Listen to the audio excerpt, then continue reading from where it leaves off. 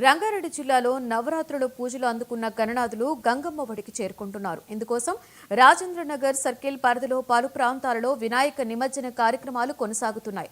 మైలార్దేవుపల్లి చెరువు, పత్తికుంట, జల్పల్లి చెరువు వద్ద నిమజ్జన ఏర్పాట్లను సైబరాబాద్ సిపి అవినాష్ మహంతి పరిశీలించారు. భక్తులకు ఎలాంటి ఇబ్బందులు కలగకుండా షీ టీం, క్రైమ్ సిబ్బంది సీసీ కెమెరాలు, డ్రోన్ కెమెరాల సహాయంతో పర్యవేక్షణ చేస్తారని వెల్లడించారు.